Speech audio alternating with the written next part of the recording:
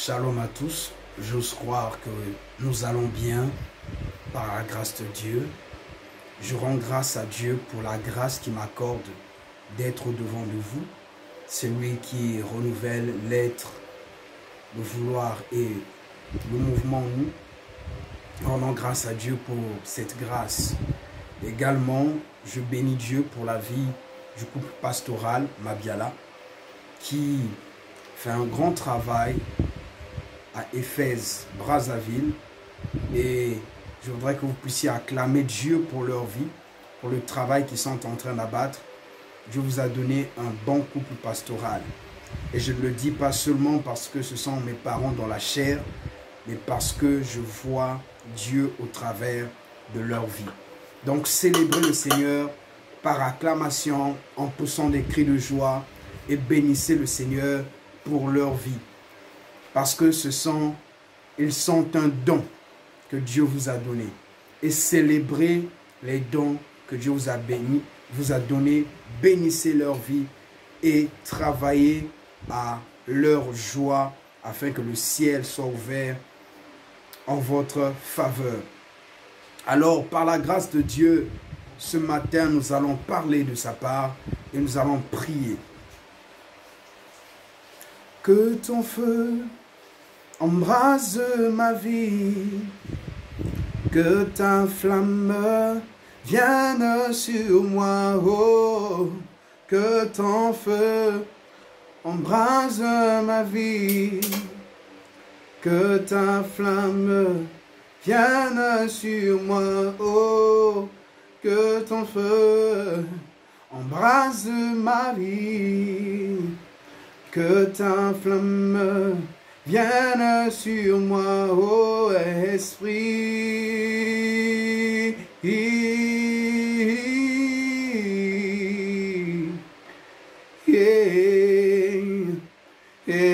Esprit.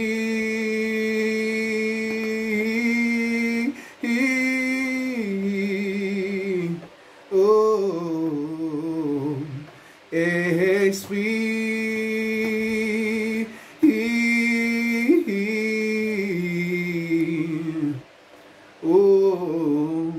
Pendant que je chante ce chant, commence à rendre grâce à Dieu. Recommande à Dieu ton cœur. Demande au Saint-Esprit de te parler, de te visiter. Élève ta voix et commence à prier. Priez le Saint-Esprit. Demande le feu du Saint-Esprit. Demande la compréhension de la parole de Dieu. Demande la connaissance et la sagesse de Dieu. Demande à la présence et à la vie de Dieu qui se trouve dans les Écritures, dans sa parole, d'être disponible pour te visiter et pour te transformer ce matin. Oh, Esprit.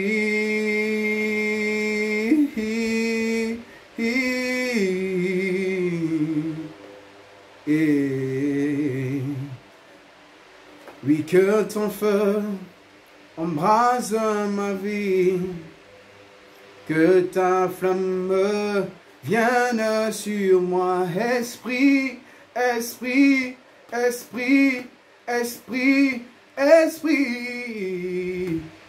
Oh, Seigneur, que ton feu embrase ma vie, que ta flamme vienne sur moi. Oh, Saint-Esprit de Dieu, embrase ces lieux.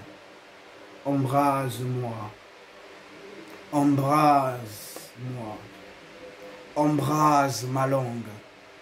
Embrase les cœurs au travers de ta parole. Les disciples sur le chemin d'Emmaüs pouvaient dire, n'est-ce pas que nos cœurs brûlaient pendant qu'ils nous parlaient? Seigneur, que ta parole vienne pour embraser ce qui n'est pas de toi.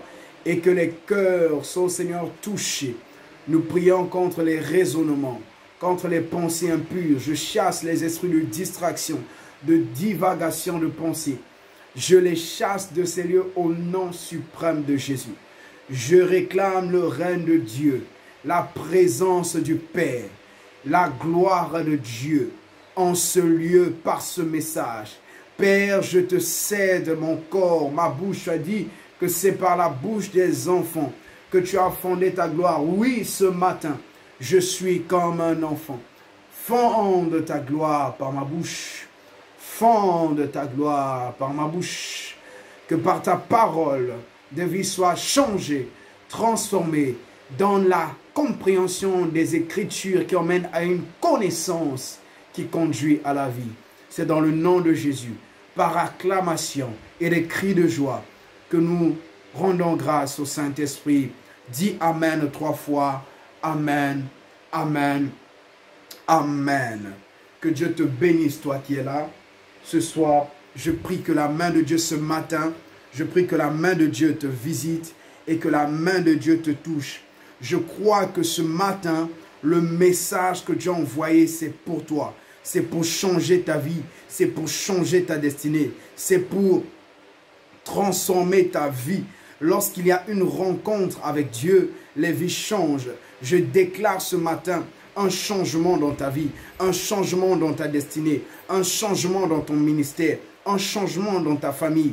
Tu ne sortiras pas de ce culte tel que tu es venu. Parce que lorsque la femme prostituée a rencontré Jésus, elle n'est plus repartie chercher l'homme de quelqu'un, mais elle est repartie pour évangéliser. Et je déclare qu'aujourd'hui, tu vas rencontrer Christ, l'homme qui donne cette eau, qui étanche la soif du monde, et tu repartiras avec quelque chose de spécial. S'il s'agit de toi, donne-moi un long Amen.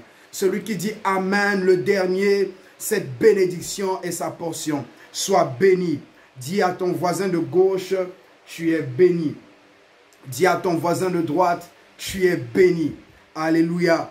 Alors, le thème que nous avons eu à aborder, que l'homme de Dieu, moi je l'appelle l'apostole, Abraham Béni René Mabiala a abordé, c'était la semence et la moisson de Dieu. Je voudrais que tu le dises à ton voisin de gauche, la semence et la moisson de Dieu. À ton voisin de droite, la semence et la moisson de Dieu. À ton voisin de devant, la semence et la moisson de Dieu. À ton voisin derrière, la semence et la moisson de Dieu. À ton voisin, seulement celui-là qui sourit, la semence et la moisson de Dieu. Nous allons lire la parole de Dieu dans Genèse 8, le verset 22. Genèse 8, le verset 22. La Bible déclare, tant que la terre subsistera, les semailles et la moisson, le froid et la chaleur, l'été et l'hiver, le jour et la nuit ne cesseront point. Amen.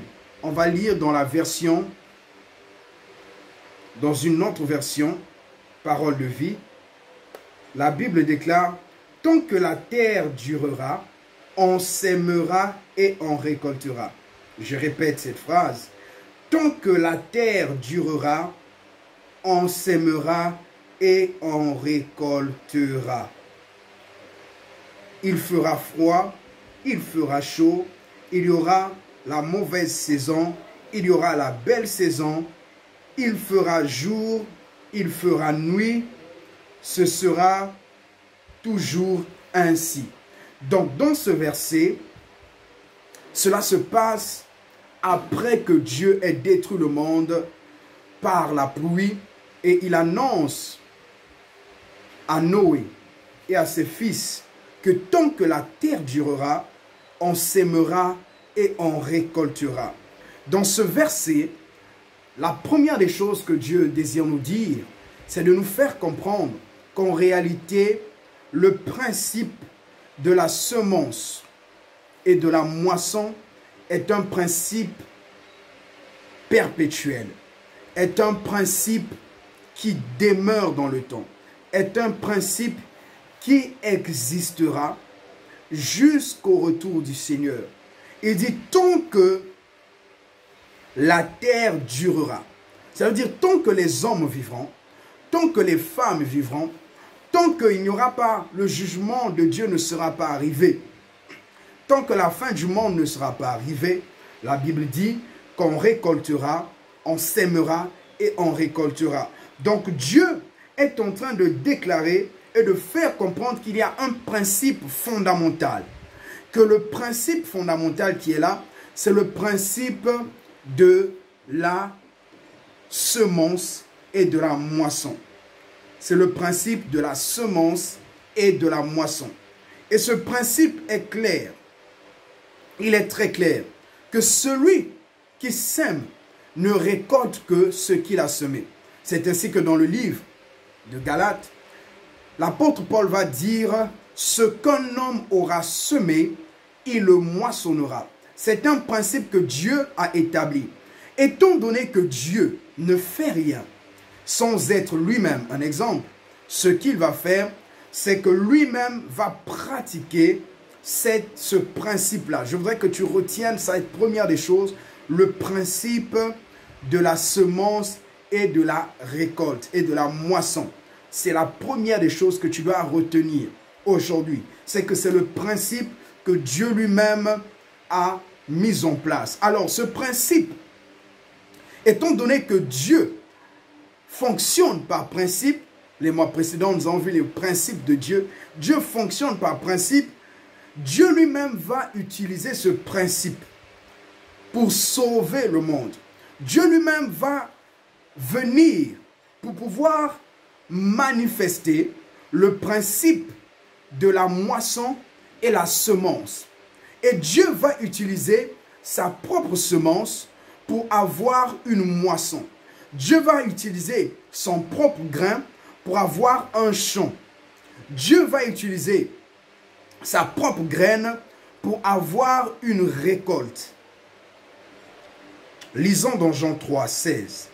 La Bible déclare « Car Dieu a tant aimé le monde, qu'il a donné son Fils unique, afin que quiconque croit en lui ne périsse point, mais qu'il ait la vie éternelle. Amen. » Dieu, dans ce verset, il connaît déjà le principe que pour moissonner, il faudrait semer. Pour récolter, il faudrait ensemencer. Et ici, Dieu va venir appliquer cela. Celui qui ne sème pas ne peut pas moissonner. Celui qui ne plante pas ne peut pas récolter. Celui qui ne donne pas ne peut pas recevoir. Celui qui veut gagner doit dépenser. Dieu voulant gagner le monde, Dieu voulant gagner les hommes, ce qu'il va faire, c'est qu'il va donner Jésus afin que quiconque croit en lui ait la vie et la vie en abondance. Afin que quiconque croit en Jésus ait la vie éternelle. Donne-moi un amen. Amen. Donc ici dans ce verset, on voit que le Seigneur Jésus a été la semence que Dieu a utilisée pour pouvoir avoir une moisson. Jésus est la graine, est le grain de Dieu que Dieu a utilisé pour avoir une grande moisson sur la terre. Écoutez-moi, lorsqu'un pêcheur va à la pêche, ce qu'il va faire, c'est qu'il va prendre la canne à pêche. Avec cette canne à pêche, il va prendre le hameçon et il va mettre un ver de terre. Et en mettant le ver de terre, ce qu'il va faire, c'est qu'il va appâter les poissons. Et en appâtant ces poissons, il va mettre cela dans l'eau. Il doit devoir donner le ver de terre pour qu'en retour, il puisse avoir, lui, un poisson ou des poissons. D'autres pêcheurs, ce qu'ils vont faire, c'est qu'ils vont prendre le temps de faire un filet. Ils vont prendre le filet, ils vont mettre le filet dans l'eau et le filet va leur ramener des poissons. C'est le principe que Dieu a utilisé. Il a utilisé Jésus comme étant le ver de terre qu'on utilise sur la canne à pêche pour attirer le poisson qui est l'humain. Il a utilisé Jésus comme étant un filet. Et ce filet pour captiver les hommes. Est-ce que tu comprends cela ce matin? Donc Dieu étant le plus grand stratège pour gagner le monde, il a fallu qu'il puisse perdre et gagner. Il a fallu qu'il puisse donner pour recevoir. Avant de t'avoir, toi, Dieu a investi. Il a fait un investissement. Et l'investissement lui a été rendu. Parce que un homme ne peut pas avoir quelque chose, ne peut pas avoir un retour sur un investissement qu'il n'a pas fait. Et Dieu dans son amour, Dieu dans sa grande compassion, ne voulons pas que l'homme ne meure, ne voulons pas que l'homme ne s'égare, ce qu'il va faire, c'est qu'il va envoyer cette semence. Et la semence qui venait de lui, c'est Jésus-Christ. Est-ce que tu peux dire Jésus-Christ est la semence de Dieu? Dis au voisin, Jésus-Christ est la semence de Dieu. Alors, Jésus étant sur terre, il avait la connaissance, il avait la sagesse, il avait la compréhension que lui, il était simplement un grain, que lui, il était simplement une semence, que lui, il était simplement cette personne qui devait venir et pouvoir être la semence qui devait emmener une moisson, qui devait être en fait ce filet qui devait ramener à Christ, à Dieu, plusieurs poissons. Donc il savait ces choses. Et en sachant ces choses, il va parler en parabole. Amen. Lis avec moi dans Jean 12, 23 à 24. La Bible déclare, Jean 12, 23 à 24. Nous avons dit que Jésus est la semence. Alléluia. Alors ici, qu'est-ce que Jésus dit? Jésus leur dit, l'heure est venue où le Fils de l'homme doit être glorifié. En vérité, je vous le dis, si le grain de blé qui est tombé en terre ne meurt, il reste seul. Mais s'il meurt, il porte beaucoup de fruits. Dans ce verset, le Seigneur Jésus est en train de dire que son temps pour mourir arrive. Le temps pour Dieu, le temps dans lequel Dieu devait le glorifier, était en train de venir.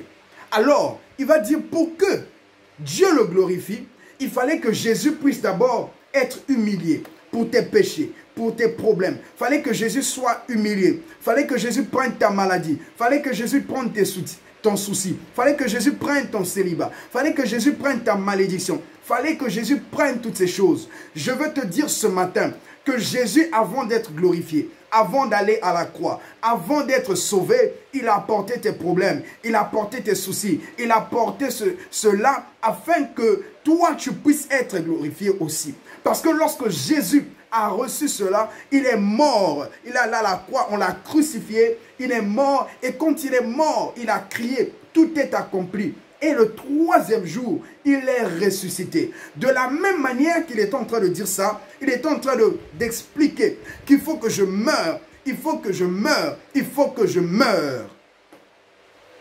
Jésus annonçait sa mort en parlant de lui comme étant un grain. Il parlait de lui-même comme étant un grain, étant comme un maïs, étant comme un grain d'arachide, comme un noyau d'avocat. Il disait, il faut que je meure. Il faut que je meure. Parce que si je ne meurs pas, il n'y aura pas de moisson. Parce que si je ne meurs pas à la croix, il n'y aura pas de moisson. Le Seigneur n'aura pas une moisson. Alors moi qui suis la semence, il faut que je meure. Le pourquoi Jésus est mort à la croix, c'était parce qu'il fallait qu'il y ait une moisson pour le Père. La raison pour laquelle Jésus est mort pour toi et moi, c'est pour que nous puissions être une moisson pour le Père. Et Jésus est en train de dire, si le grain de blé est tombé et ne meurt, il reste seul. Mais s'il meurt, il porte beaucoup de fruits. Écoutez-moi bien aimé.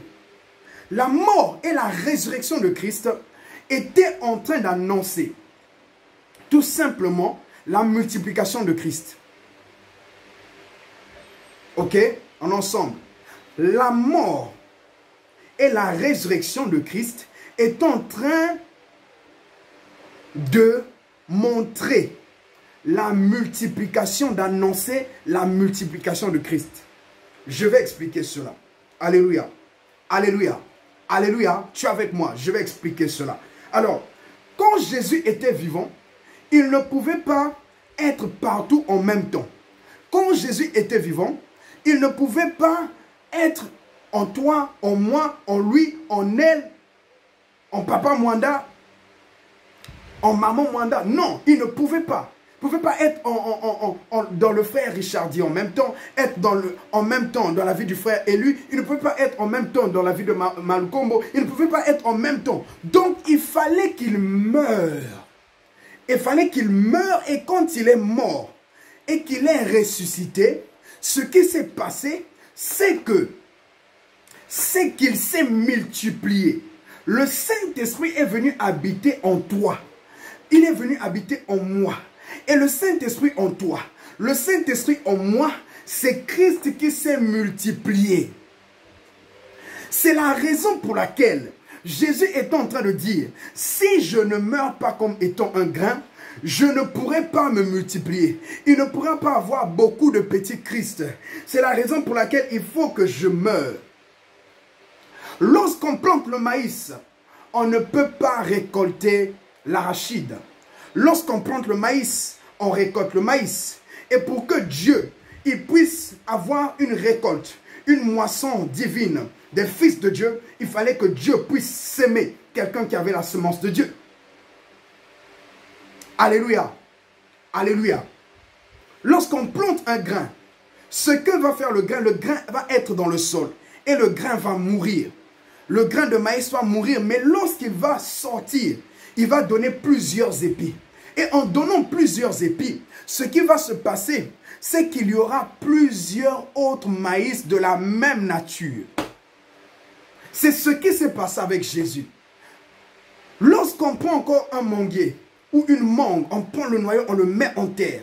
Lorsqu'on va le mettre en terre, bien aimé, ce qui va se passer, c'est que la mangue, le noyau de la mangue va donner un manguier. Et le manguier, à son tour, va donner plusieurs mangues en chaque saison va donner plusieurs mangues. Et c'est l'image de ce que Jésus voulait dire, que lorsque je vais mourir et que je vais ressusciter, je serai comme un arbre et je vais donner plusieurs fruits. Alléluia. C'est la raison pour laquelle, lorsque Jésus est ressuscité, il a vu les disciples, il leur a dit, allez à la chambre haute, allez à Jérusalem. Là-bas, vous attendrez le Saint-Esprit. Et lorsque le Saint-Esprit va venir sur vous, il y aura une multiplication. Parce que si je suis mort à la croix, c'est pour qu'il y ait une moisson de Dieu. Parce que si je suis allé à la croix, c'est pour qu'il y ait plusieurs autres de mon espèce. Il faut que je puisse me reproduire. Il faut qu'il y ait plusieurs Christ. C'est la raison pour laquelle, dans Acte 11, 26, la Bible dit ceci. La Bible dit que c'est pour la première fois à Antioche qu'on appela les disciples chrétiens. Pourquoi on les avait appelés à ce moment chrétiens? C'est parce que les disciples avaient reçu l'impactation. Christ était maintenant en eux. Parce que Christ était mort et ressuscité, il y a eu une multiplication. Et il y a eu une moisson. Il y a eu une moisson où il y avait 3000 âmes qui pouvaient être gagnées. Où il y avait 5000 âmes qui pouvaient être gagnées. Pourquoi? Parce que la moisson et la semence de Dieu a été donnée. Et il y a eu une moisson. Je veux te dire que là où tu es, bien-aimé, si on t'appelle chrétien, c'est parce que Christ s'est multiplié en toi. Et parce que tu es devenu petit Christ, il y a plusieurs chrétiens. Si Christ n'était pas mort, il n'y aurait pas plusieurs chrétiens. C'est la raison pour laquelle, pour qu'il y ait la croissance, pour qu'il y ait la moisson de Dieu, il faut qu'il y ait la mort de quelque chose. Alléluia. On les appelait Christ.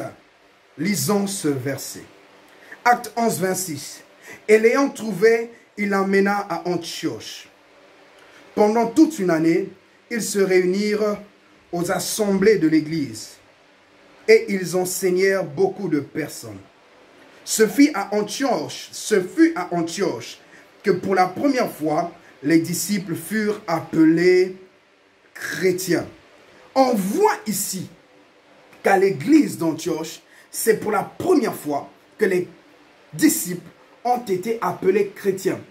Paul, qui était autrefois un tueur, lorsqu'il arrive à Antioche, à cause de l'enseignement, parce qu'il avait reçu le Saint-Esprit, plusieurs vies ont commencé à être transformées par la parole. Et ces personnes, lorsqu'on les voyait, on leur disait, voilà, ils sont des petits Christ. ils sont chrétiens. Chrétien veut dire petit Christ. Voilà, Christ s'est multiplié. Il y a maintenant plusieurs Christ. Il n'y a plus un seul Christ.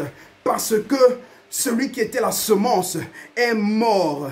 Et lorsqu'il est ressuscité, il a donné une grande moisson. Je veux te dire que là où tu es la moisson de Dieu. Là où tu es la récolte de Dieu. Je veux te dire que tu as une valeur. Tu es le résultat de l'investissement de Dieu. Si les hommes disent que tu n'es pas beau, tu n'es pas belle, tu n'es pas grand, il faut que tu saches que Dieu a investi pour t'avoir. Que Dieu a investi pour t'avoir. Que Dieu a investi pour t'avoir. Tu n'es pas n'importe qui. Tu es le fruit d'un investissement divin. Donne-moi un amen.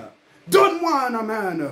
Je veux que tu sois conscient de cela. Que tu es le résultat de ce que Dieu a eu à s'aimer dans ta vie. Alléluia. Alléluia. Amen.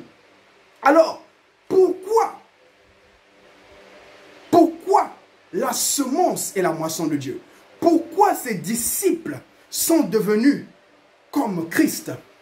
Parce que ils ressemblaient à Christ. Parce qu'ils parlaient de Christ. Parce qu'ils étaient comme Christ. Et ils passaient leur temps à évangéliser. Lorsqu'on parle de la semence et la moisson de Dieu, toutes ces choses se résument en une seule chose. La semence et la moisson de Dieu se résument à l'évangélisation. La semence et la moisson de Dieu se résument à ce que on peut comprendre que c'est le moyen par lequel Dieu a utilisé son Fils pour avoir le monde, et aujourd'hui, par les disciples, il a utilisé les disciples pour avoir d'autres membres, et par chaque chrétien, Dieu passe pour avoir d'autres personnes. Ce qui veut dire que la moisson, la semence et la moisson de Dieu signifie simplement le moyen par lequel Dieu utilise des personnes pour gagner d'autres personnes à lui. Et c'est ce qu'on appelle l'évangélisation. Est-ce que tu peux dire avec moi évangélisation? Dis encore évangélisation. Amen. Amen. Donne-moi le meilleur des amen. Acclame le Seigneur là où tu es. Alléluia. Pendant que je suis en train de voir ces choses, de dire ces choses, je vois le Seigneur emmener l'église à une nouvelle croissance. Je vois de nouvelles chaises du côté droit. Je vois jusqu'au portail, je vois des personnes assises. Est-ce que tu peux comprendre que Dieu, pour avoir une telle moisson, il doit passer par toi? Dieu est passé par Jésus pour avoir les disciples. Dieu est passé par les disciples pour avoir plusieurs. Et plusieurs sont passés. Et d'autres personnes Dieu est passé par elles pour te gagner toi. C'est la raison pour laquelle toi aussi, tu es devenu une semence parce que tu as reçu l'impact. Et parce que tu as reçu cet impact, tu dois aussi gagner d'autres personnes. Est-ce que tu comprends? Je reprends le schéma. Dieu a utilisé Jésus pour avoir les disciples. Par les disciples, il a eu les nations. Et par les nations, Dieu t'a gagné toi. Et toi, aujourd'hui, Dieu va t'utiliser pour gagner d'autres personnes. Est-ce que tu es prêt à être une semence pour moissonner, pour que Dieu puisse moissonner dans ton quartier? Est-ce que tu es prêt à être une semence par laquelle Dieu va passer pour gagner les âmes au Congo-Brazza, pour gagner les âmes à Madingu, pour gagner les âmes à Dolisie, pour gagner les âmes dans toutes les villes? Est-ce que tu es prêt à devenir cette semence? Plusieurs personnes voient seulement, ont accepté Jésus, mais ne veulent pas devenir des semences pour que Dieu puisse continuer à moissonner. C'est ça le problème de la chrétienté. C'est ça le problème. Pourquoi nos églises ne grandissent pas? Pourquoi nos cellules ne grandissent pas? Parce qu'on n'a pas décidé de payer le prix, d'être une semence qui va mourir pour apporter plusieurs. Donne-moi le meilleur de tes amens. Alléluia. Alors, j'ai dit que la semence et la moisson de Dieu se résument en évangélisation. Alors, lorsque nous parlons de l'évangélisation, c'est simplement ce que Dieu a dit aux disciples. Allez et faites des nations, de toutes les nations des disciples. Alléluia. C'est ça l'évangélisation. Gagner des âmes à Christ, faire d'eux des disciples. Alors, comment peut-on évangéliser? Je vais parler rapidement de 4 manières par lesquelles nous pouvons évangéliser. Dis avec moi 4 manières par lesquelles nous pouvons évangéliser. Nous allons lire dans Actes 1.1.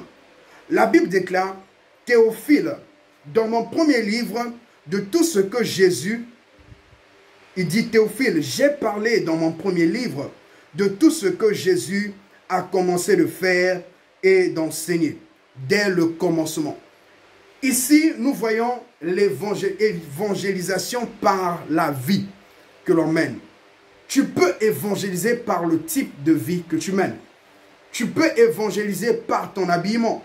Dans ce verset, Luc est en train de dire à Théophile, parce que c'était une lettre qu'il envoyait à Théophile pour le persuader à devenir chrétien. Il dit, j'ai parlé dans mon premier livre des choses, de tout ce que Jésus a commencé de faire.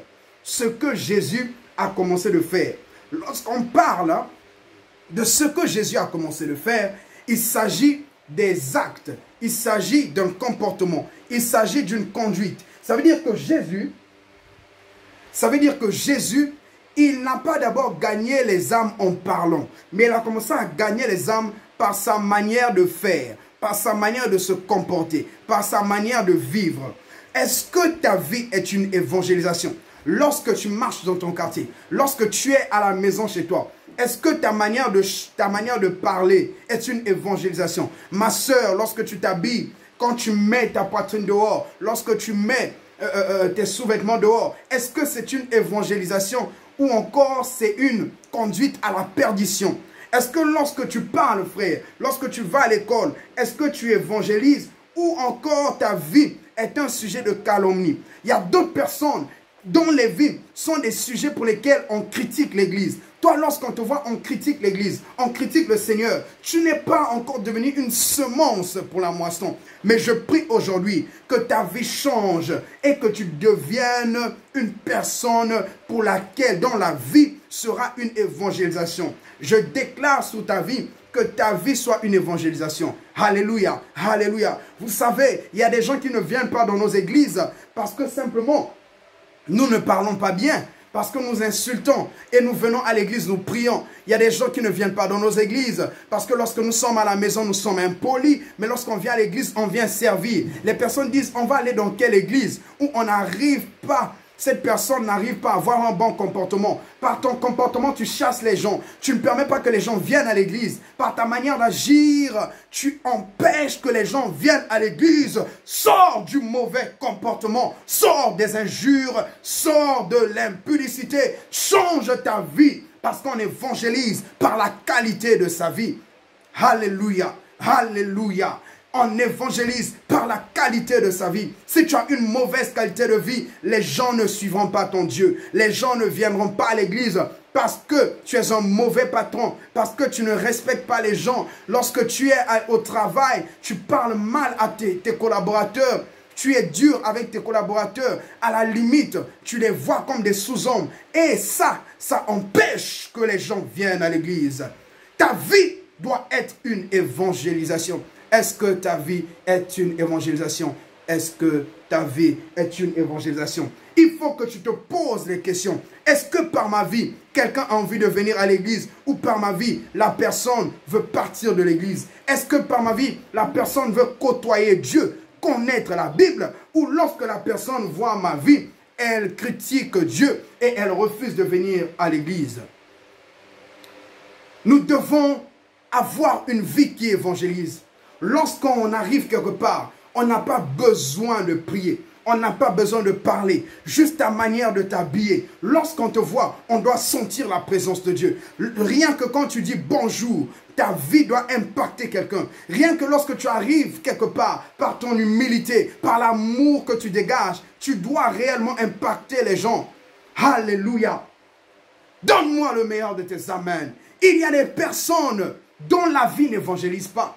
Lorsqu'on voit ta vie, on n'a pas besoin de venir à l'église. Il faut que tu changes ton style de vie.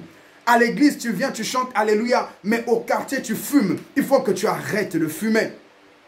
Lorsque Paul, qui était Saul de Taras, a rencontré Jésus sur le chemin de Damas, la Bible dit que sa vie a été changée. Les personnes étaient étonnées et demandaient, est-ce que c'est réellement lui? Lorsque ta vie devient une évangélisation, les gens demandent, est-ce que c'est vraiment toi? C'est toi qui fumais? Est-ce que c'est réellement toi? C'est toi qui allais dans les boîtes? Est-ce que c'est réellement toi? on commence à remarquer, tu deviens une identité remarquable, positive. Et ta vie commence à attirer les gens. Est-ce que ta vie est une évangélisation ou ta vie éloigne les gens de Dieu?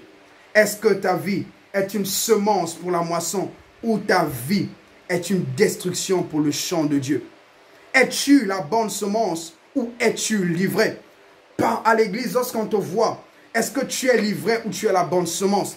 Il y a des personnes à l'église qui détruisent même les autres. Lorsque tu viens à l'église, tu parles mal du pasteur. Tu critiques maman pasteur. Tu critiques l'église. Tu finis d'insulter, de critiquer tout le monde et tu reviens à l'église. Mais qu'est-ce que tu fais? Ta vie n'est pas une évangélisation.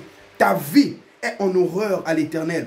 La Bible déclare, donnez votre vie comme un sacrifice. Est-ce que tu as sacrifié quelque chose pour Dieu? Tu dois évangéliser par ta vie. Lorsqu'on doit te voir marcher, on doit dire, voici, c'est le frère Richardy. Lorsque je le vois, j'ai envie de marcher avec Dieu. Lorsqu'on te voit, on doit dire, voici, c'est telle maman. Je veux marcher comme maman X. Je veux marcher comme maman Y. Parce que ta vie évangélise. Écoutez-moi. Lorsque notre vie évangélise, on fait du bien autour de nous. Lorsque notre vie évangélise, c'est parce que par notre vie, on voit Jésus. Dans Acte 11, 26, on a dit que lorsqu'on les voyait, on les appelait Christ. Lorsqu'on les voyait, on voyait Jésus. Est-ce que lorsque tu parles, on entend Jésus? Est-ce que lorsque tu chantes, lorsque tu es dans le service, est-ce qu'on voit Jésus? Est-ce que lorsque tu arrives quelque part, on voit Jésus? Ou on voit le diable en toi? On voit Jésus ou on voit Jézabel? On voit Jésus ou on voit le serpent? Il faut qu'on voie Jésus. Il faut que dans ta vie, on voie Jésus. Et lorsqu'on voit Jésus par ta vie évangélise. Parce que Luc a dit, j'ai vu les choses que Jésus a commencé de faire et les choses qu'il a enseignées. Que ta vie soit le plus grand enseignement. Les gens ne retiendront pas ce que tu dis, mais les gens retiendront ce que tu fais. Si vous arrivez quelque part et que vous dites il pleut et que vous n'avez pas de parapluie, les gens vous traiteront d'un menteur. Mais si vous dites qu'il pleut et que vous avez un parapluie, les gens diront il est en cohérence, en accord avec ce qu'il dit. Il faut que ta vie soit une évangélisation. Je prie que ta vie devienne une évangélisation. Alléluia. Par ta vie, que les gens soient ramenés à Christ. Vous savez, il y a des gens, rien qu'en te voyant, rien qu'en voyant d'autres personnes, ils ont commencé à confesser leurs péchés. Parce que ces personnes ressemblaient tellement à Dieu. Tellement elles ressemblaient à Dieu. Et pour ressembler à Dieu, il faut mourir. Il faut que tu meurs au péché. Il faut que tu meurs à l'orgueil. Il faut que tu meurs. Il faut que tu meurs. Quand tu viens à l'église, on te dit assieds-toi à tel endroit. Tu dis pourquoi tu me mets là-bas? Tu ne respectes pas le protocole. Parce qu'en toi, l'orgueil n'est pas mort. Quand tu viens à l'église, on te dit fais une offrande. Tu n'arrives pas à donner parce qu'en toi, l'amour de l'argent n'est pas mort. Qu'est-ce qui n'est pas encore mort dans ta vie? Parce que pour que ta vie puisse évangéliser, il faut que quelque chose meure. Alléluia. Je prie au nom de Jésus que ta vie soit une évangélisation. La deuxième des choses, comment on peut évangéliser? C'est évangéliser par son témoignage. Évangéliser par son témoignage. Dans Acte 2, le verset 8, la Bible dit, allez à Jérusalem, vous recevrez une puissance et vous serez mes témoins. Le Saint-Esprit est venu sur la terre pour faire de nous des témoins, pour que nous puissions parler de la part de Dieu. Tu n'es pas baptisé de l'Esprit seulement pour parler en langue, mais aussi pour témoigner le Seigneur. Écoutez-moi, si quelqu'un n'a pas encore commencé à témoigner le Seigneur, ça veut dire que cette personne n'a pas compris la semence et la moisson de Dieu. Les personnes qui comprennent la dimension de la semence et de la moisson de Dieu, ce sont des personnes qui s'engagent à témoigner pour le Seigneur.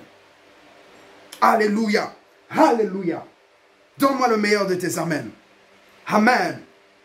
Dans Luc 8, la Bible nous parle de Jésus qui est allé prier pour le fou de Gadara. Jésus est allé prier pour le fou de Gadara. Le fou de Gadara était malade. Il était abandonné. Jésus a prié pour lui. Il y a eu une légion de démons qui sont sortis de ce fou. Et lorsque Jésus a fini de prier pour lui, ce qui s'est passé, c'est que Jésus Il a voulu suivre Jésus. Il a dit, je vais aller avec toi. Mais Jésus lui a dit, non. La Bible dit dans Luc 8, 29, retourne dans ta maison et raconte tout ce que Dieu t'a fait. Il s'en alla et publia par toute la ville tout ce que Jésus avait fait par lui. Lorsque on connaît le principe de la semence et la moisson de Dieu, on devient un témoin. On devient un témoin. On témoigne. Lorsqu'on parle d'un témoin, c'est celui qui a écouté et c'est celui qui a vu des choses. Tu as écouté Dieu te parler. Tu as vu Dieu faire des miracles dans ta vie. Tu as vu Dieu déterminer. Mais est-ce que comme ce fou de Gadara, tu es allé dans ta maison pour témoigner ce que Dieu a fait pour toi? Plusieurs personnes viennent, Dieu agit dans leur vie, mais ne repartent pas dans leur maison pour aller dire, voici ce que Dieu a fait pour moi. Si dans les églises, nous n'arrivons pas à gagner nos maris, vous n'arrivez pas à gagner vos maris, nous n'arrivons pas à gagner nos femmes en tant qu'époux, c'est parce que nous n'arrivons pas à témoigner réellement ce que Dieu a fait pour nous. Il faut que nous puissions rentrer dans cette dimension où nous témoignons ce que Dieu a fait pour nous. Vous allez voir, lorsque les gens vont voir des médecins, lorsque les gens vont voir des féticheurs, ils finissent par dire, ce féticheur-là est fort. Mais depuis que tu es venu à Jésus, Jésus t'a changé, Jésus t'a lavé, Jésus t'a donné un travail, Jésus t'a délivré. Mais jamais tu n'es allé pour dire à quelqu'un, pour dire, Jésus est fort. L'évangélisation, c'est faire la publicité de ton Jésus. C'est faire la publicité de ton Jésus. Vous savez, lorsque quelqu'un est fier de son père, il est fier, il parle avec fierté, en frappant le torse, c'est mon père, voici ce qu'il fait pour moi. Si c'est une femme, elle va dire à toutes ses copines, voilà ce que mon mariage était pour moi. Ou elle va dire, voici mon fiancé m'a offert un yacht, m'a offert une maison. Pourquoi? Parce qu'elle sait ce que son fiancé a fait pour lui. Mais nous sommes une fiancée ingrate. L'église est la fiancée la plus ingrate, qui ne dit jamais, ne reconnaît jamais ce que Dieu a fait pour elle. Voilà pourquoi il n'y a plus de témoignages. Voilà pourquoi il n'y a plus de miracles. Parce que nous n'allons pas témoigner ce que Dieu a fait pour nous. Pour que tu comprennes et que tu rentres dans le principe et dans le mystère que Dieu a utilisé pour la loi de la semence et de la moisson, c'est que tu dois témoigner. Tu dois dire ce que Dieu a fait pour toi. Et la Bible dit que le fou de Gadara est allé dire que Jésus l'a guéri. Il est allé le dire à 10 villes. Il n'a pas attendu d'avoir une vie de prière. Il y a des personnes, tu as honte de Dieu. Mais le Seigneur dit, si tu as honte de moi, j'aurai honte de toi devant mon Père. Si tu as honte de moi, j'aurai honte de toi devant mon Père. Dieu aura honte de toi devant son Père. Dieu aura honte de toi parce que tu n'arrives pas à témoigner le Seigneur. Il faut que tu arrives à témoigner le Seigneur. N'aie pas honte de témoigner le Seigneur. Aujourd'hui, les occultistes n'ont plus honte. Ils disent qu'ils sont occultistes. Ils disent qu'ils sont dans l'information. Ils disent cela avec fierté. Mais nous qui sommes enfants de Dieu, nous avons honte de présenter les faits de notre Père. Nous avons honte de présenter Jésus. Sors de la honte, sois délivré de la honte. Je prie au nom de Jésus que tu n'aies plus honte de parler de ton Jésus. Qu'est-ce que Dieu a dit? Il a dit, retourne dans ta maison, dis ce que Dieu lui a fait. Dieu lui a dit simplement d'aller évangéliser dans sa maison. Parce que le témoignage est un évangile vivant. Écoute-moi, le témoignage est un évangile qui parle. C'est ce que toi tu as vécu. C'est ce que toi tu as senti. Et quand tu dis cela, Dieu accompagne les témoignages de sa puissance. Mais la Bible dit que lui, lorsqu'il est parti, il n'est pas seulement allé dans sa maison. Il ne s'est pas arrêté seulement à dire ça à ses frères, à son père, à sa mère, à ses cousins, à ses cousines, à ses tantes, à ses oncles. Mais il allait dire dans plusieurs villes. C'est ça la détermination. Parce que nous avons été sauvés pour sauver. La troisième des choses, il faut évangéliser en allant parler de Jésus à ceux qui ne le connaissent pas. Il y avait une femme, la femme prostituée, dans Jean 4. La Bible déclare à partir du verset 29 que cette femme est venue vers Jésus. Elle a commencé à parler avec Jésus. Et Jésus lui a parlé de sa vie. Jésus lui a expliqué des choses. Jésus lui a donné des paroles de connaissance sur sa vie. La Bible déclare que cette femme a laissé. Elle a oublié qu'elle était venue chercher l'eau. Elle a oublié la cruche. Elle a oublié tout cela. Elle est rentrée dans la ville et elle allait parler de Christ. Lisons dans Jean 4, 28 à 30. Alors la femme, ayant laissé sa cruche, s'en alla dans la ville et aux gens. Venez voir un homme qui m'a dit tout ce que j'ai fait. Ne serait-ce point le Christ? Le discernement, ne serait-ce point le Christ? Ils sortirent de la ville et ils vinrent vers lui. Cette femme, elle savait que dans sa ville, c'était les Samaritains. Malgré que les Samaritains avaient des problèmes avec les enfants d'Israël, ce n'était pas son problème. C'est parce qu'elle a croisé le Christ qu'elle allait parler. Dans ta famille, peut-être dans ta ville ou dans le pays, il y a des problèmes, les problèmes au niveau entre nordistes, entre sudistes, ça ne doit pas être ton problème. Toi, ton problème, c'est de présenter Jésus. Ton problème, c'est de présenter Jésus. Ton problème, c'est de présenter Jésus. Pourquoi? Parce qu'elle a rencontré un homme qui était le Messie. Elle a rencontré Jésus. Et ici, vous devez parler à Jésus. Vous devez parler de Jésus aux personnes qui ne le connaissent pas. Combien de personnes dans ton quartier, est-ce que ton voisin connaît Jésus? Il y a d'autres personnes, même lorsqu'elles viennent à l'église, elles mettent la Bible comme ça. Elles se cachent, elles se baladent comme ça, elles cachent la Bible. Elles cachent la Bible. Il y a d'autres même qui ne viennent pas avec la Bible à l'église parce qu'elles ont honte d'affirmer leur Jésus. Est-ce que ton voisin connaît Jésus? Est-ce que les personnes dans ta ville connaissent Jésus? Il faut que tu ailles parler. Elle a dit, venez voir cet homme. Elle a parlé de Jésus. Elle a dit, c'est le Christ. Elle a affirmé ce qu'elle croyait. Il faut que tu parles de Jésus aux personnes qui ne te connaissent pas. C'est ça, la semence et la moisson. Lorsque Jésus est venu, Jésus a parlé du Père. Et lorsque Jésus est ressuscité, il est monté. Il a dit, le Saint-Esprit est venu et le Saint-Esprit, il glorifie Jésus. Parce que c'est ça la mission. Parler du Père, parler de Jésus, parler du Saint-Esprit. Il faut évangéliser en allant parler de Jésus à ceux qui ne le connaissent pas. Il y a des personnes dans les hôpitaux qui ne connaissent pas Jésus. Ils veulent que toi tu aies cette semence que Dieu a envoyée afin que tu envoies là et qu'eux, ils soient la moisson de Dieu. La quatrième des choses, c'est évangéliser en invitant les gens à l'église. Évangéliser en invitant les gens à l'église. Acte 2, 43, 47. 43, 47. La Bible déclare, la crainte s'emparait de chacun et il se faisait beaucoup de prodiges et de miracles par les apôtres. Tous ceux qui croyaient étaient dans le même lieu et ils avaient tout en commun. Ils vendaient leurs propriétés et leurs biens et ils en partageaient le produit entre tous. Selon les besoins de chacun, ils étaient chaque jour tous ensemble assidus. Ils étaient tous les jours, tous ensemble assidus au temple. Ils rompaient le pain dans les maisons et prenaient leur nourriture avec joie et simplicité de cœur, louant Dieu et trouvant grâce auprès de tout le peuple. Et le Seigneur ajoutait chaque jour à l'église qui était sauvée.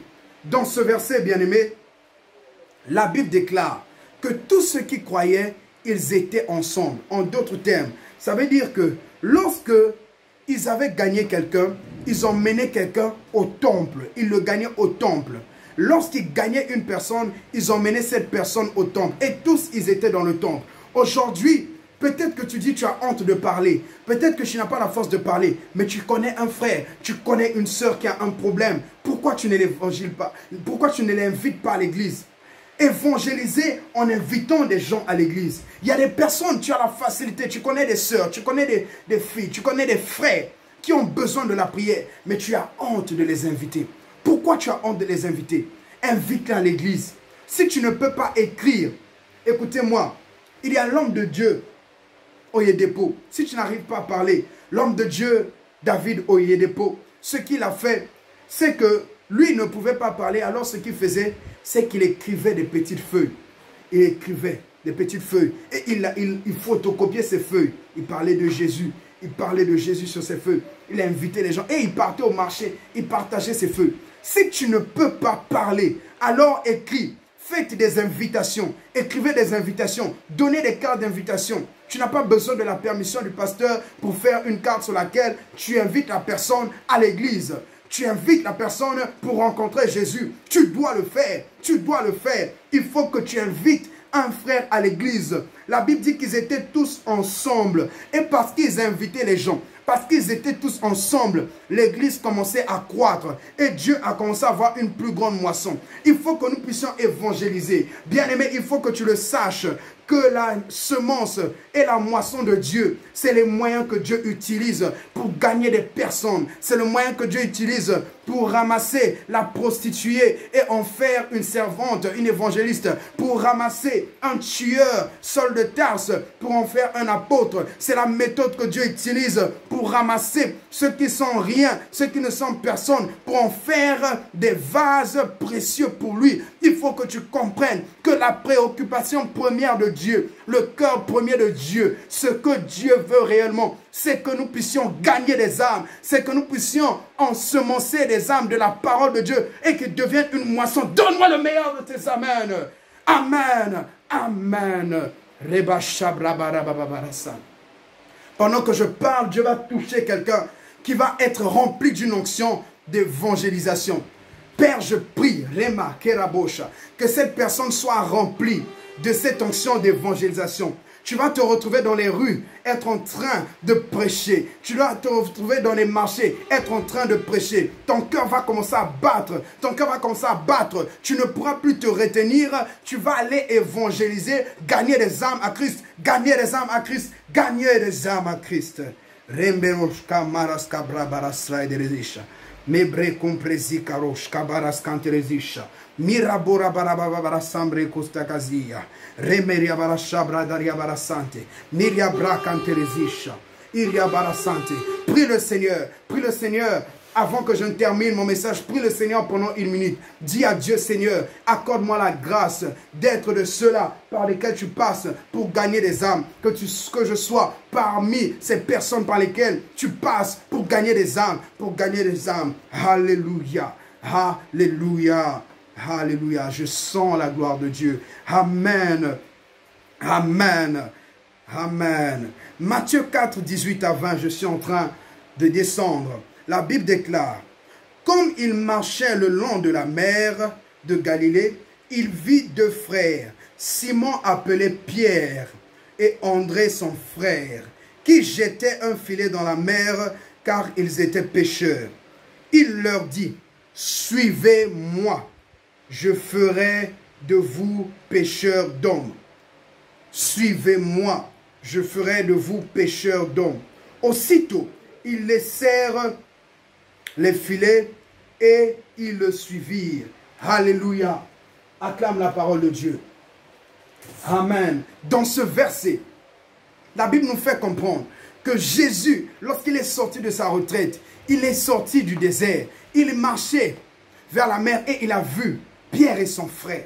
Et ce qui s'est passé, c'est que Jésus leur a dit, venez, suivez-moi, je ferai de vous pêcheurs d'hommes. Écoute-moi, la raison pour laquelle Jésus a fait de toi un chrétien. La raison pour laquelle Dieu a fait de toi un enfant de Dieu. La raison pour laquelle Dieu a fait de toi ce que tu es. Il t'a pris de loin. Il t'a sorti de l'impudicité. Il t'a sorti du vol. Il t'a sorti de la magie. Il t'a sorti de toutes ces choses, de l'alcool, du vol. C'est parce qu'il veut faire de toi pécheur d'homme.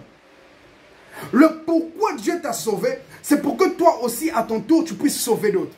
Le pourquoi Dieu t'a sorti du monde, c'est pour que toi aussi tu puisses aller et choisir, sauver d'autres personnes. Donne-moi le meilleur de tes amens. Il faut que tu comprennes le pourquoi Dieu t'a sauvé, c'est pour gagner d'autres personnes. Alléluia. Alors, bien-aimé, Dieu a dit à Pierre, si moi je ferai de toi pécheur d'hommes. Il n'a pas dit je ferai de toi apôtre. Il n'a pas dit je ferai de toi, bien qu'il était appelé apostolat, mais le plus important, c'était de pécher des hommes. Le cœur de Dieu, c'est de pécher des hommes.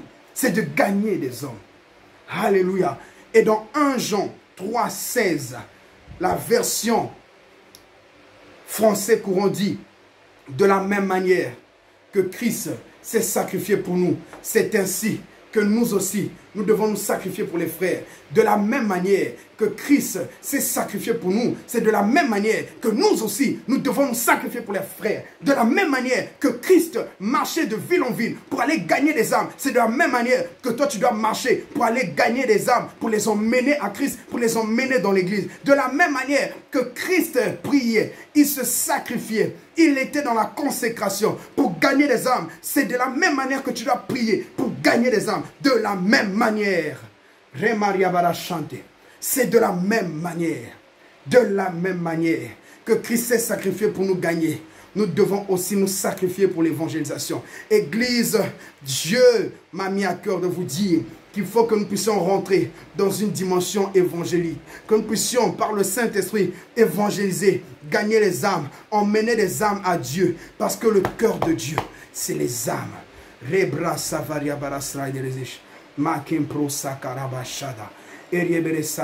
Ce que Dieu veut, c'est de faire de toi un pécheur d'homme. Alors, là où tu es, tu vas te lever.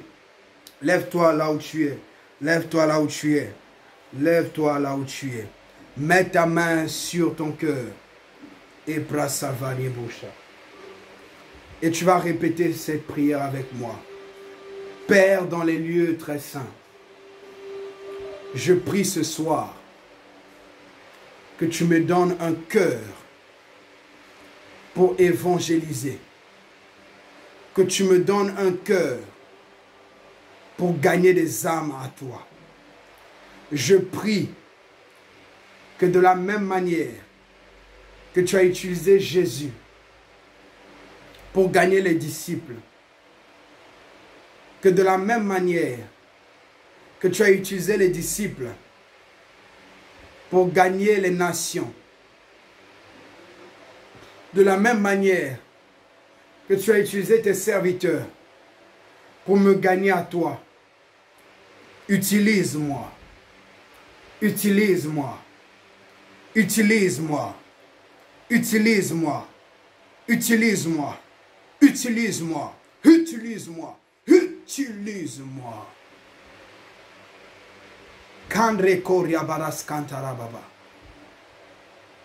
Ne sois pas distrait. Il y a la présence de Dieu qui va te saisir maintenant. Elle va te secouer. La présence de Dieu va te remplir. Je vais compter jusqu'à 5. Et la présence de Dieu va commencer à travailler. 1, 2, 3, 4, 5. Père, que la présence de Dieu commence à toucher les vies. Que la main de Dieu cherche toutes les personnes et toute personne dans cette église pour recevoir une onction d'évangélisation. Que la main de Dieu te cherche et te trouve. Que la main de Dieu te cherche et te trouve. Que la main de Dieu te cherche, te trouve. La main de Dieu te cherche, te trouve et te oint d'une onction évangélique. Au nom de Jésus-Christ. Père, nous te bénissons. Nous te célébrons. Nous te rendons des multi-actions de grâce. Commence à dire merci à Dieu pour ce message. Parce que toi aussi, tu es une semence qui doit apporter une moisson à l'Éternel. Que Dieu te bénisse. Que Dieu vous bénisse. Que Dieu bénisse votre mois de novembre. Que Dieu vous visite. Qu'il vous transforme et qu'il vous fasse du bien. Au nom suprême de Jésus. C'est avec le Saint-Esprit que nous avons prié. Amen. Amen. Amen. Shalom.